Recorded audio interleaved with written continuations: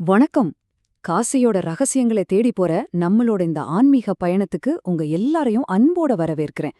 இன்னைக்கு நாம ரொம்பவே சுவாரஸ்யமான ஒரு விஷயத்தை பத்தி தெரிஞ்சுக்க போறோம்.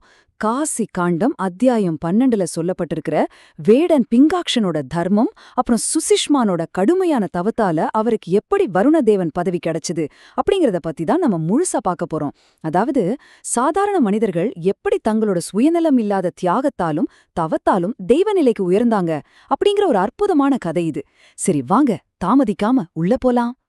ஓம் நம பார்வதி பதையே ஹர ஹர மகாதேவா.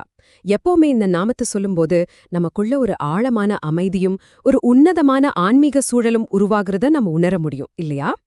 அந்த சிவபெருமானோட ஆசையோட காசியோட மகத்துவத்தை தெரிஞ்சுக்க சிவசர்மா மேற்கொண்ட அந்த பிரபஞ்ச பயணம் இப்போ தொடர்ந்துட்டு இருக்கு.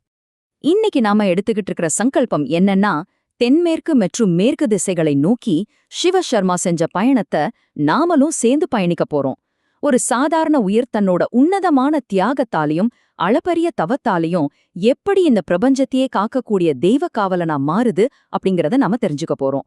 உண்மையான தர்மம்னா என்ன, பக்தியோட பாதை எப்படிப்பட்டதுன்னு இது நமக்கு தெளிவா புரிய வைக்க போகுது. பகுதி 1, நைருதி லோகத்தின் மகிமை மற்றும் பிங்காக்ஷனின் சரித்திரம். சரி, சிவசர்மா தன்னோட பயணத்துல தென்மேற்கு திசையில இருக்கிற நைருதி லோகத்துக்கு வந்து சேர்றாரு. அங்க இருக்கிற விஷ்ணு கணங்கள் சிவசர்மாவுக்கு ஒரு அற்புதமான கதைய சொல்றாங்க. அது வேற யாரும் இல்ல, பிங்காக்ஷன்னு சொல்லப்படுற ஒரு வேடனோட சரித்திரம். இந்த பிங்காக்ஷனோட வாழ்க்கைய நாம 2 விதமா பார்க்கலாம். அவன் பிறந்ததென்னமோ ஒரு அரக்கர் குலத்துல தான் வாழ்ந்தது. ரொம்பவே அடர்ந்த கரடுமுரடான விந்திய மலை காடுகள்ல ஒரு வேடனா விலங்குகளை வேட்டையாடிதான் அவன் வாழ்ந்துட்டு வந்தான். ஆனா அவனோட உண்மையான குணம் என்ன தெரியுமா? அவனோட இதயம் ரொம்பவே கருணை நிறைஞ்சதுங்க. காசிக்கு போற பயணிகளுக்கு ஒரு பாதுகாப்பா இருந்து தேவைப்பட்டா அவங்கள தன்னோட உசிர குடுத்தாவது காப்பாத்துற ஒரு மாபெரும் தர்மவானா அவன் இருந்தான். இதுல இருந்து என்ன தெரியுது? ஒருத்தரோட பிறப்போ இல்ல அவங்க வளர்ந்த சூழ்நிலையோ அவங்களோட நல்ல குணத்தை தீர்மானிக்காது அப்படிங்கறது இது ரொம்ப அற்புதமா நமக்கு உணர்த்துது. இப்படி போயிட்டு இருக்கிறப்போ அவனோட வாழ்க்கையில தர்மத்துக்கான ஒரு மிகப்பெரிய இறுதிச் சோதனை வருது. ஒரு நாள் பிங்காக்ஷனோட சொந்த சிற்றப்பனே செல்வத்து மேல இருக்கிற பேராசையால காசிக்கு போற பயணிகளை கொள்ளையடிக்க பாக்குறான். இப்போ பிங்காக்ஷனுக்கு முன்னாடி ஒரு மிகப்பெரிய தர்ம சங்கடம். யோசிச்சு பாருங்க. ஒரு பக்கம் தன்னோட சொந்த ரத்தம் குடும்ப உறவு, இன்னொரு பக்கம் தான் காப்பாத்த வேண்டிய தர்மம், அப்புறம் அந்த அப்பாவி பயணிகள். அவன் என்ன முடிவெடுத்திருப்பான்னு நினைக்கிறீங்க? எவ்வித தயக்கமும் இல்லாம அவன் தர்மத்தின் பக்கமே நின்னான். காசி பயணிகளை காக்க தன் சொந்த உயிரையே அர்ப்பணித்த ஒரு தூய்மையான தியாகம்னு சொல்ற மாதிரி அந்த பயணிகளை காப்பாத்துறதுக்காக தன்னோட சொந்த சிற்றப்பனோடும் மத்த உறவினர்களோடும் அவன் கடுமையா போர் செஞ்சான். அந்த போர்ல பயணிகளை காப்பாத்தின பிங்காக்ஷன் கடைசியா தன்னோட இன்னுயிரையும் விட்டான். இதுதாங்க ஒரு தூய்மையான துளியும் சுயநலமில்லாத தியாகத்தின் உச்சம். அவனோட இந்த உன்னதமான தியாகத்திற்கு ஈசன் என்ன பரிசு கொடுத்தார் தெரியுமா? நைருதி, அதாவது தென்மேற்கு திசையின் காவலன் அப்படிங்கிற மாபெரும் தெய்வீக பதவியை ஈசன் அவனுக்கு கொடுத்தாரு. ஒரு வேடனா பிறந்திருந்தாலும் உள்ளம் தூய்மையா இருந்து மத்தவங்களுக்காக தன் உயிரையே கொடுக்கற அளவுக்கு தியாகம் செஞ்சா நிச்சயமா யாராலையும் இறைநிலையா அடைய முடியும் அப்படிங்கறதுக்கு பிங்காக்ஷன் தான் ஒரு மிகச்சிறந்த உதாரணம். பகுதி 2, வருணலோகத்தின் அமைதி மற்றும் சுஷிஷ்மானின் தவம். சரி, இப்போ சிவசர்மாவோட பயணம் மேற்கு திசையை நோக்கி நகருது. தாகத்தால தவிச்சவங்களுக்கு தண்ணீர் கொடுத்தவங்க, குளம் கிணறு வெட்டி தர்மம் பண்ணவங்கெல்லாம் இந்த லோகத்துல தேவர்கள போல பிரகாசிச்சிட்டு இருக்காங்க. ரொம்பவே குளிர்ச்சியான இந்த நீருலகத்தோட அதிபதி, அதாவது வருணதேவன் எப்படி உருவானார் அப்படிங்கிற சுவாரஸ்யமான ரகசியத்தை இப்போ பார்க்கலாம். கர்தம முனிவரோட மகனான சுஷிஷ்மானோட வாழ்க்கையில நடந்த விஷயங்கள் எல்லாமே எதிர்பாராத திருப்பங்கள் தாங்க. ஒரு நாள் அவன் ஆத்துல விளையாடிட்டு இருக்கும்போது திடீர்னு ஒரு முதல வந்து அவன் அப்படியே தண்ணிக்குள்ள இழுத்துட்டு போயிடுச்சு. அந்த நேரத்துல தியானத்துல இருந்த அவனோட தந்தை தன்னோட ஞான கண்ணால இதை பார்த்துட்டு பதறிப்போய் சிவபெருமான் கிட்ட மனமுருகி வேண்டாரு. உடனே ஈசனோட கணங்கள் அங்க தோன்றி அந்த முதலிய தண்டிச்சு சிறுவனை பத்திரமா மீட்டு கொண்டு வராங்க.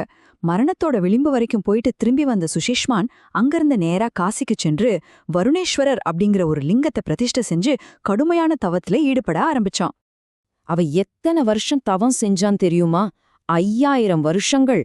ஆமாங்க, எந்த ஒரு சலனமும் இல்லாம அசைக்க முடியாத உறுதியோட 5000 ஆண்டுகள் சிவபெருமான நோக்கி அவன் கடும் தவம் செஞ்சான். இந்த பிரம்மாண்டமான காலகட்டம் அவனோட பக்தியோட ஆழத்தை நமக்கு தெளிவா உணர்த்துது இல்லையா? அவன் தவமிருந்த விதம் எப்படிப்பட்டதுன்னா, முழுமையான மௌனம், சின்ன அசைவும் கூட இல்லாத அவனோட உடல். இந்த மாதிரியான ஒரு தீர்க்கமான தியானம் அவனுக்குள்ள ஒரு மாபெரும் தபச உருவாக்குச்சு. அதாவது ஒரு தெய்வீக நெருப்ப, ஒரு ஆன்மீக உஷ்ணத்தை அவனுக்குள்ள உருவாக்குச்சு. எதிர்காலத்துல அவன் ஆளப் போறது என்னமோ ஒரு குளிர்ச்சியான நீருலகமா இருக்கலாம், ஆனா அவனோட தவம் ஒரு அக்னி பிழம்பா தகதகன்னு எரிஞ்சிட்டு இருந்துச்சு. அவனோட அந்த நெடிய தவத்தோட முடிவுல ஒரு மாபெரும் அற்புதம் நடந்துச்சுங்க. ஈசன் அவனோட பக்திய பார்த்து ரொம்பவே மகிழ்ச்சி அடைஞ்சு அவனுக்கு வருணதேவன் அப்படிங்கிற அந்த மாபெரும் தெய்வீக பதவியை கொடுத்தார். உலகத்துல இருக்கிற அத்தனை நீர்நிலைகளுக்கும் அவனை அதிபதியாக்குனார். ஒரு சாதாரண முனிவரோட மகன் தன்னோட அசைக்க முடியாத தவத்தால முழு நீருலகத்துக்கே இறைவனா மாறினது எவ்ளோ பெரிய விஷயம் பாருங்க. பகுதி 3 வருணேஸ்வர லிங்கத்தின் மகிமை மற்றும் பலஸ்ருதி. இப்போ நாம மறுபடியும் காசியோட பௌதிக உலகத்துக்கே வருவோம். சுஷிஷ்மான் தன் கைகளால பிரதிஷ்டை செஞ்ச அந்த வருணேஸ்வர லிங்கம் இன்னிக்கும் காசியில மணிகர்ணிகைக்கு தென்மேற்கு திசையில அமைஞ்சு பக்தர்களுக்கு அருள் பாலிச்சுக்கிட்டு இருக்கு. இந்த வருணேஸ்வர லிங்கத்தை நாம போய் வணங்குறதால கிடைக்கிற ஆன்மீக பலன்கள் ரொம்பவே மகத்தானதுங்க. இத மனதார வழிபடுறவங்களுக்கு தண்ணிய பார்த்தாலே வரக்கூடிய பயம், அதாவது தண்ணியில மூழ்கிடுவோமோன்ற அந்த கண்டம் சுத்தமா இருக்கவே இருக்காது. தீரால தாகம், நீர் சம்பந்தப்பட்ட நோய்கள் எல்லாமே குணமாகும்னு சொல்லப்படுது. முக்கியமா அகால மரணம் அவங்கள நெருங்காது. அது மட்டும் இல்லாம யார் ஒருத்தர் தண்ணீர் பந்தல் அமைக்கிறாங்களோ, ஏரி குளங்களை வெட்டி மக்களோட தாகத்தை தீர்க்கறாங்களோ, அவங்க எல்லாரும் வருண லோகத்துல என்றென்றைக்கும் நித்தியமான ஒரு ஆனந்தத்தை பெறுவாங்க. சரி, நாம இப்போ இந்த விளக்கத்தோட நிறைவு பகுதிக்கு வந்துட்டோம். இப்போ உங்களை நீங்களே ஒரு நிமிஷம் கேட்டுக்கோங்க. மத்தவங்களுக்காக சிந்திச்சு தர்மத்தை காப்பாத்துறதுக்காக தன்னுயிரையே கொடுத்த பிங்காக்ஷனை போல ஒரு சின்ன தியாக உணர்வாது நம்மகிட்ட இருக்கா? 5000 வருஷங்கள் சிவனை நினைச்சு தவம் செஞ்ச சுஷிஷ்மானோட அந்த அசைக்க முடியாத உறுதியில ஒரு துளியாவது நமக்குள்ள இருக்கா? இதை சற்று ஆழமா சிந்திச்சு பாருங்க. இந்த உரை நிச்சயமா உங்களோட தியாக உணர்வையும் தர்ம சிந்தனையையும் கொஞ்சம் அதிகமாக்கி இருக்கும்னு நான் நம்புறேன். நம்மளோட அடுத்த விளக்கத்துல சிவசர்மாவோட பயணத்தை தொடர்ந்து நாம வாயுலோகம் அப்புறம் குபேர லோகத்தோட சிறப்புகளை பத்தி பார்க்க இருக்கோம். அது வரைக்கும் காசி விஸ்வநாதர் சரணம். ஹர ஹர மகாதேவா.